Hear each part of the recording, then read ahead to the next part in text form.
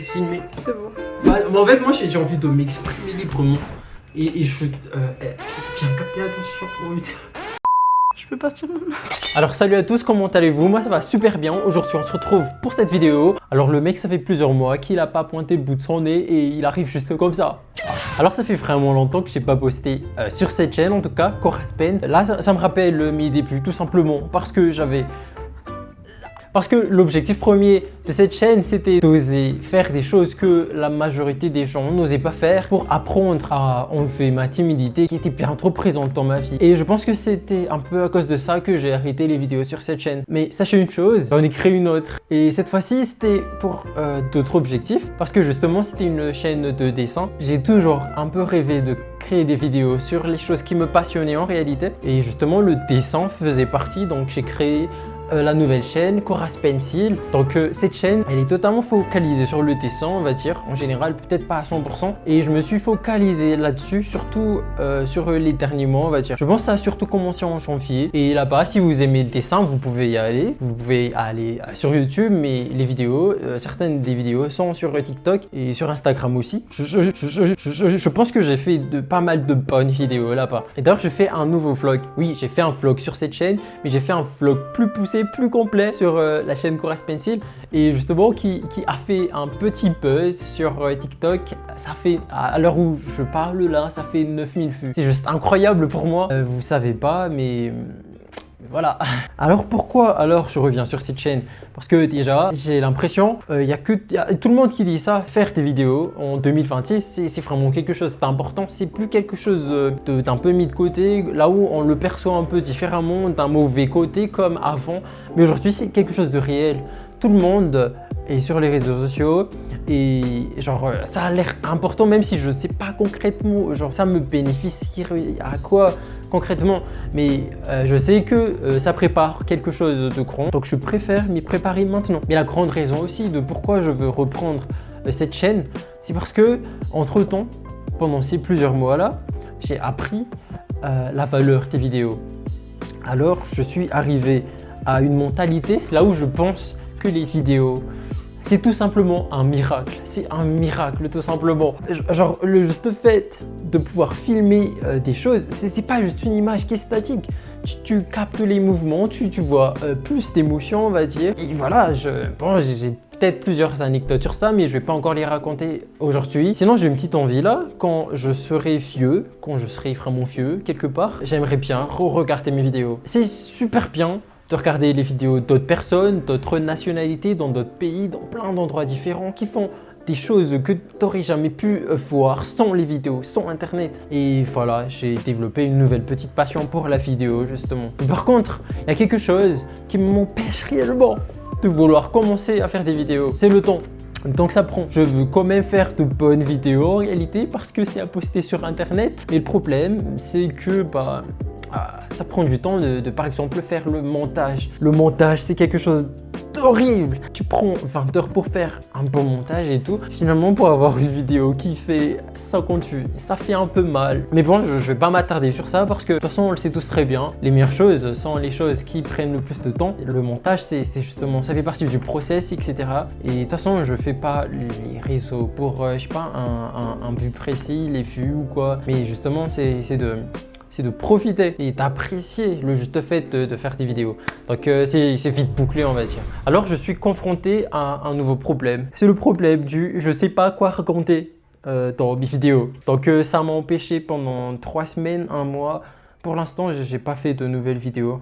À part celle-ci, bien sûr.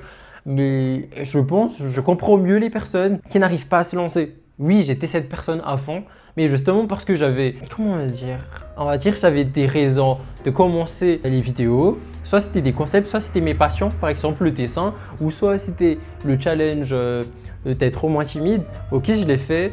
Là maintenant, je me suis dit, si vraiment on le fait le dessin, genre s'il n'y avait pas Coraspencil, on va dire, est-ce que il y aurait vraiment rien d'autre que je pourrais raconter? Et alors, j'ai pas fait de vidéo. Et même sur Coraspencil, là où je fais des vidéos de dessin, des fois je bloque un peu, je sais pas quoi faire comme vidéo. Je sais dessiner, je sais dessiner, mais je suis pas un gros crack non plus. J'arrive vraiment à des moments où je me dis, le contenu que je fais là, c'est même pas si intéressant que ça. J'apporte même pas autant de valeur que je pense faire. Alors je bloque et je ne poste justement pas de vidéo. D'où la raison de pourquoi je fais cette vidéo. Alors pour être totalement franc avec vous, j'avais déjà une solution en tête. La solution, c'était d'arrêter d'écrire des scripts super détaillés. Parce que je faisais ça avant. J'écrivais le texte, genre vraiment mot pour mot et tout, et genre je l'apprenais et je récite le texte, on va dire, comme ça. Mais le problème, c'est que justement, ça va être super relou à monter déjà, de 1. Et de 2, c'est que vraiment, ça me motivait pas trop. Ça me motive plus d'écrire des textes avant, de longs textes avant de faire des vidéos. Parce que là, je suis un peu, genre, je suis vraiment en mode impro là, on va dire. J'ai juste quelques points que j'ai écrits là sur mon PC, l'écran de ligne on va dire.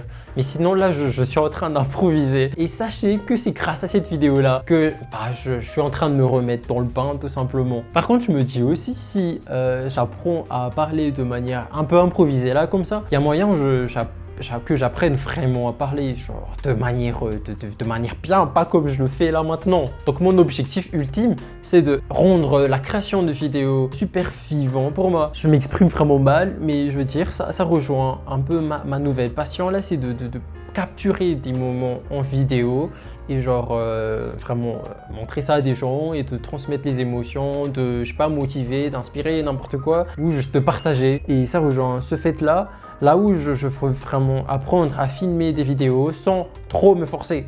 Voilà. Ça fait trop de blabla, voilà. Donc là maintenant, on peut revenir au sujet principal de la vidéo. 5 minutes pour trouver une idée de vidéo. À part celle-là, je vais me poser 5 minutes, je vais lancer un timer. Je prends mon cahier et mon stylo. Je vais chercher des idées. Qu'est-ce que je vais faire pour l'avenir de la chaîne Coraspen et Coraspencil? On va pouvoir reprendre les vidéos. N'oubliez pas, c'est une passion, donc il faut la vivre, il faut en profiter. C'est une chance de pouvoir faire des vidéos. Alors, on va dire c'est même un miracle. Donc vous allez voir un créateur de contenu, même s'il a que 50 abonnés, galérer devant vos yeux pour trouver une idée de vidéo. Et donc vous pourrez aussi en faire ainsi. Let's go.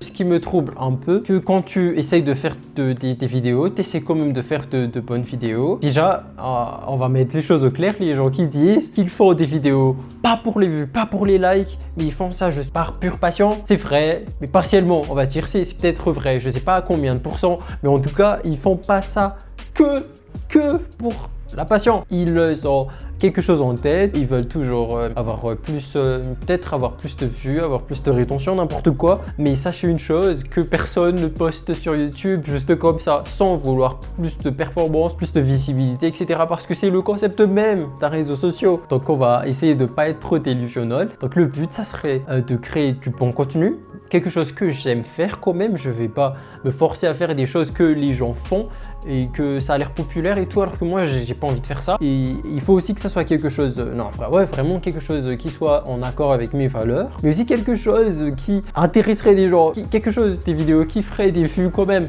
On va pas être délusionnel, ok? Et sinon, trouver ça, le bon équilibre, c'est difficile tout simplement. Mais de toute façon, on n'arrive même pas à cet équilibre-là parce que normalement, la majorité des créateurs, des aspirants créateurs de contenu, je sais pas quoi, ils bloquent aux premières étapes. Là, ils arrivent même pas à avoir plus de vues, etc. Même moi, je suis bloqué. Vous savez, avec mes vidéos longues, là, j'ai fait une vidéo à 700 vues. Et à part ça, rien n'a marché. Je suis encore à ce stade-là. Sinon, si je faisais des shorts ou des TikTok, là, j'ai déjà compris la chose. J'ai déjà un petit record de 9000 vues sur TikTok, donc je dis pas n'importe quoi quand même. On y retourne.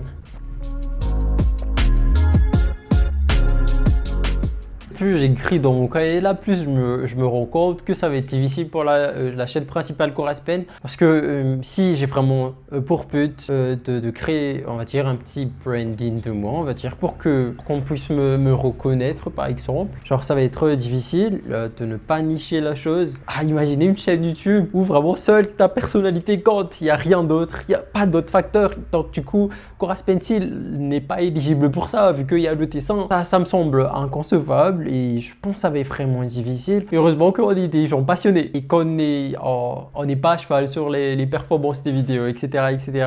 L'objectif n'est pas d'être le plus populaire ou d'avoir le plus de vues, même si ça serait sympa.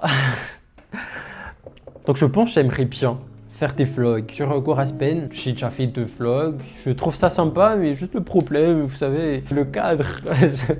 Je sais pas si vous comprenez, mais il y a le cadre, je fais pas grand chose de super, on va dire, super excitant. Genre j'ai plein de paysages à montrer ou quoi, parce que je reste majoritairement chez moi. D'ailleurs, je vais bientôt partir en stage, donc je doute fort que vlogger un stage, ça serait super intéressant. Mais sinon, j'aime vraiment, vous savez, j'aime tout ce qui est contenu qui parle aux autres, parle justement aux personnes qui se représenteraient un peu à moi. Genre qui aurait un peu peut-être là le même mode de vie, je sais pas, n'importe quoi. Même en tant qu'étudiant ou travailleur, je sais pas. Mais genre j'aime motiver les gens et j'aime inspirer les personnes à faire de grandes choses. Même moi, j'aspire à faire de grandes choses et vraiment, j'aime beaucoup les contenus. Des youtubeurs qui motivent les gens, c'est super, c'est incroyable. Genre le dépassement de soi, etc. Je connaissais sûrement, c'est super et j'aimerais bien faire ce genre de choses. Vraiment me focaliser sur ça, mais je sais pas sur quoi le contenu principal qui va justement dégager ces valeurs, ça va être difficile. Par contre, sur GarageBand, les idées sont un peu plus claires parce que là, justement, c'est niché. Je dessine, ce genre de choses. Je sais que je vais faire des speed draws, je vais faire des dessins commentés, des tutos, n'importe quoi. Peut-être faire des analyses d'artistes, de dessins. Là, la liste est longue, mais vraiment sur GarageBand, je pense que c'est un nouveau challenge, Hugo. Justement, on rentre en mois de juin. Là, maintenant, il est le 3 juin, là, si je me trompe pas. Je pense que ça semble être un bon challenge. Hein. Ah oui, j'aime bien les challenges aussi. Donc, je sais pas, peut-être des challenges aussi. Ah, j'espère vraiment qu'en faisant cette vidéo-là, je vais continuer les vidéos. Parce que ça serait vraiment trop nul si je publie cette vidéo alors que je publie rien après. Ah, ça serait horrible quand même. Sinon, si vous avez des idées, bah, n'hésitez pas à me les proposer en commentaire. Ça serait sympa. Ah aussi, j'avais aussi un truc dans la tête, c'était essayer plein de trucs différents d'abord. D'ailleurs, j'ai essayé de faire ça là, justement, quand j'étais encore actif sur cette chaîne. Genre, j'ai essayé du dessin, j'ai essayé de faire des sketchs, j'ai essayé de faire un vlog. Et justement, en faisant ça, je découvre qu'est-ce que j'aime réellement faire. Et de toute façon, il faut se baser sur quelque chose que tu aimes faire. Donc, peut-être je vais essayer de faire des reacts, peut-être je vais faire justement des challenges, ou encore... Attends, je suis vraiment anxieux là à faire la vidéo. Mais sinon voilà, je sais pas si ça fait 5 minutes ou pas, je peux pas avoir le retour caméra. Ouais. Mais sinon, j'espère que ça vous aura motivé. J'espère que ça vous motivera à créer aussi vos vidéos et à vous lancer sur YouTube ou n'importe quelle autre plateforme. Hein. Ça va, TikTok, Instagram, n'importe quoi. Et j'espère que vous avez apprécié la vidéo. Donc vous pouvez liker la vidéo, vous abonner si ça vous a plu. Et on se retrouve pour la prochaine. Et j'espère vraiment. Salut!